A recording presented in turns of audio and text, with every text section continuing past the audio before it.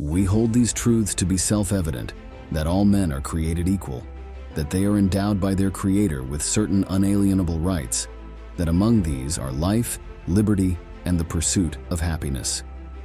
This is the most famous passage written by Thomas Jefferson in the Declaration of Independence in 1776.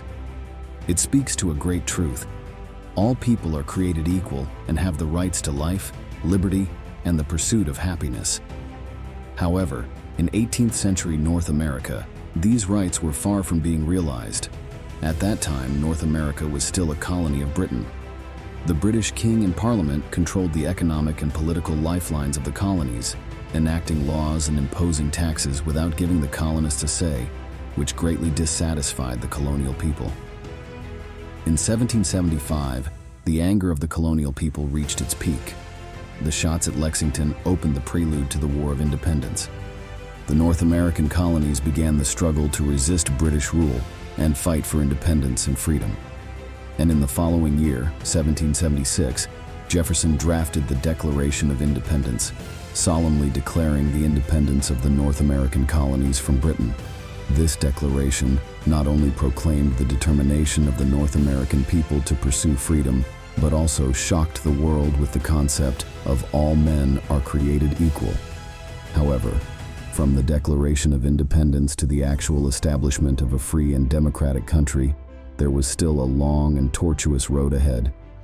The American people went through the baptism of an 8-year war of independence and made great sacrifices to gain Britain's recognition. And after independence, the United States still faced the question of what kind of country to establish. They needed a fundamental law to stipulate the operation of the country and protect the rights of the people. This was the origin of the later U.S. Constitution. So, how was the U.S. Constitution formulated? What kind of ideological confrontation and political game did the founding fathers of the United States experience in this process? And what principles of freedom and democracy did this Constitution establish? Let us continue to explore this extraordinary constitutional process. In the 18th century, the North American continent was the 13 colonies of Britain in the New World. As the suzerain state, Britain implemented policies of high taxation and strict control over these colonies. The British Parliament passed a series of acts, such as the Sugar Act and the Stamp Act, imposing heavy taxes on goods such as sugar, tea, and paper in the colonies. These taxes brought a heavy burden to the lives and economy of the colonial people. What was even more unsatisfactory was that these tax laws were all formulated without seeking the opinions of the colonies. The colonial people began to express their dissatisfaction and resistance in various ways. In 1773, the people of Boston stormed the ships of the British East India Company and dumped 340 chests of tea into the sea, which was the famous Boston Tea Party. This incident marked the further intensification of the contradiction between the North American colonies and Britain. To deal with this situation, representatives of the North American colonies convened the First Continental Congress in 1774 to discuss how to safeguard the rights of the colonies. On the one hand, they petitioned the British king to request the repeal of unreasonable acts. On the other hand, they called for a boycott of British goods as a protest. However, the British government ignored this and continued to strengthen its control over the colonies. In 1775, the Second Continental Congress convened in Philadelphia. The delegates realized that simple, peaceful petitions could no longer solve the problem, and military confrontation was inevitable. The Congress decided to form the Continental Army, with George Washington as the commander-in-chief, to prepare for the upcoming War of Independence. Thus, the North American colonies went from initial peaceful petitions to preparing for independence and resorting to force. A protracted War of Independence was already brewing. The spark of people's pursuit of freedom had been ignited. On April 19, 1775, the shots at Lexington and Concord opened the prelude to the American War of Independence. The angry colonial militia rose up to resist and engaged in fierce firefights with the British regular army. The North American continent began an armed struggle to resist British rule.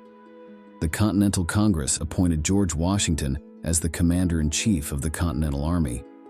This general, who had made a great military achievement in the French and Indian War, began to organize and train troops to prepare for a protracted war with the British Army.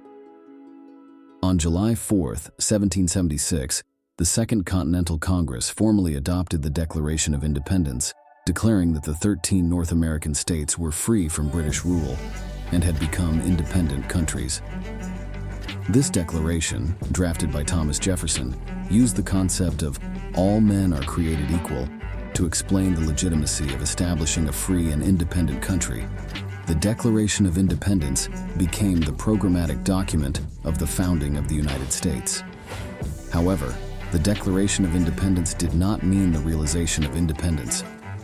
In the following years, the War of Independence entered its most difficult stage. From 1777 to 1778, the British Army occupied the important American city of Philadelphia, forcing the Continental Army to retreat to Valley Forge, Pennsylvania. At this time, Washington led the Continental Army to defeat the British Army in the Battle of Valley Forge, reversing the situation. This victory boosted the morale of the colonial people and also won the support of European countries such as France for the American independence cause. The War of Independence lasted for 8 years.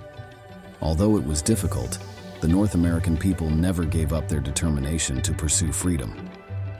In 1783, Britain finally recognized the independence of the United States of America in the Treaty of Paris.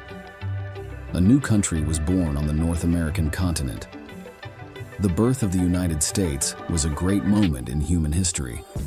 It declared a truth: through the unremitting struggle of the people, despotic rule will eventually be overthrown, and freedom and independence will eventually come. However, independence was only the first step for the newborn country. There was still a long way to go to establish a truly free and democratic political system. In May 1787, an important meeting was held in Philadelphia.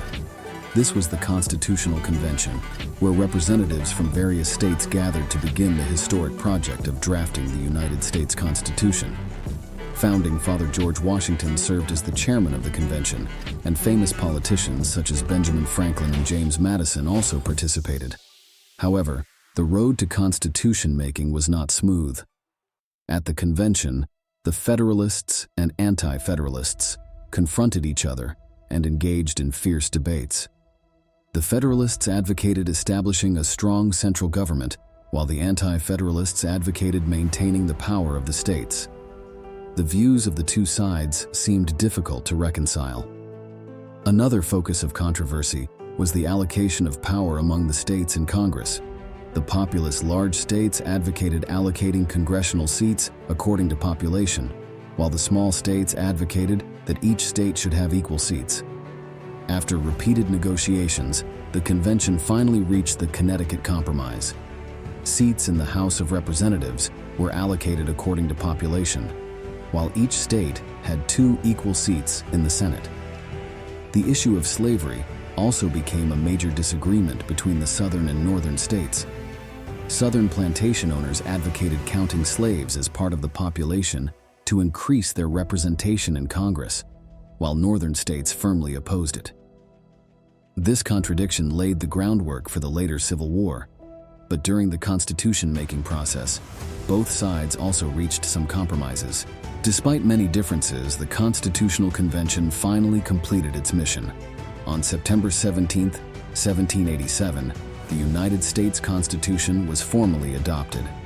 This Constitution established important principles such as the separation of powers and federalism, becoming the fundamental law of the American political system. However, ratifying the Constitution was not the end. Many states demanded explicit guarantees for civil rights. In 1791, the first 10 amendments to the United States Constitution, known as the Bill of Rights, were formally added. It stipulated freedoms such as speech, religion, and assembly, becoming an important legal document that Americans are proud of. In 1789, George Washington was elected in the first presidential election, becoming the first president in American history. At this point, a new republic, the United States of America, was formally born on the North American continent. The birth of the United States Constitution was a milestone in the history of human political civilization. It not only established the foundation of freedom and democracy for the United States, but also profoundly influenced the development of modern world history. From France to Latin America, from Europe to Asia, one country after another drew wisdom and nourishment from the United States Constitution. Principles such as the separation of powers, federalism, and the Bill of Rights became the cornerstone of modern constitutionalism. The United States Constitution demonstrated a possibility. Through the rule of law and institutions, humans can create a free, democratic, and just society. However, we must also recognize that the birth of the Constitution did not make social injustice and disparities disappear. Issues such as slavery, racial discrimination, and income inequality continued to plague American society for a long time afterward. This reminds us that freedom and democracy are not a once-and-for-all achievement. They require the continued efforts of every generation. Looking back at history, we can see a shining truth. The core of the American spirit is the spirit of daring to resist oppression and constantly pursuing progress. From the War of Independence to the birth of the Constitution, from the abolition of slavery to the Civil Rights Movement, the American people have interpreted this spirit with their actions. This precious spiritual wealth is worth learning by all those who pursue freedom and justice. Today, we live in a new era. New social problems emerge one after another, and democracy and freedom still face challenges. Let us use the wisdom and courage of the birth of the United States Constitution to examine the problems we face with the concept of equality and freedom, and use the rule of law and reform to resolve contradictions and promote social progress. This is the precious legacy left to us by the United States Constitution, and it is also the reason why it still has practical significance today. Let us move forward hand in hand and write a new chapter on the path of freedom and democracy.